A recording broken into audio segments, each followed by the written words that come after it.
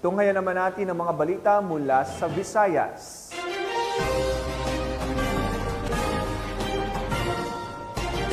Sa mga mas pinaigting na kampanya ng pulis kontra kriminalidad, kalaboso ang isang lalaking wanted sa kasong rape at acts of lasciviousness sa Lapu-Lapu City, Cebu.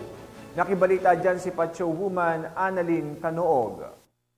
Himas Rehas ang lalaking top 2 most wanted person, city level, na naharap sa 6 na kaso matapos maaresto ng kapulisan ng Lapu-Lapu City sa City Hall site, Barangay Pusok, Lapu-Lapu City, Cebu, noong November 19, 2024. Ayon kay Police Major Ramel Q. Dugan, Station Commander ng Police Station 5, Lapu-Lapu City Police Office, bana alas 4:40 ng hapon na maaresto ng kapulisan ng suspect na si Andres, 45 anyos, residente ng proper Barangay Punta Engaño, Lapu-Lapu City, Cebu. Ang suspect ay naharap sa kasong qualified statutory rape na walang rekomendadong piyansa, 2 kaso ng lascivious misconduct na may 200,000 rekomendadong piyansa bawat isa, at 3 kaso ng sexual assault na may 180,000 piyansa bawat kaso. Kasalukuyang nasa kustodiya ng Police Station 5, Lapu-Lapu City Police Station ang suspect para sa dokumentasyon at tamang disposisyon. At about 4:40 p.m. on November 19, 2024,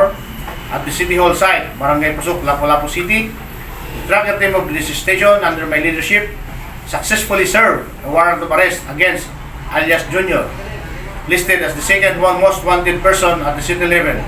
The charges include 1 qualified statutory rape as amended by Republic Act 8353, 2 lascivious misconduct, and 3 sexual assault. We remain steadfast in upholding the rule of law and ensuring justice is served in our community.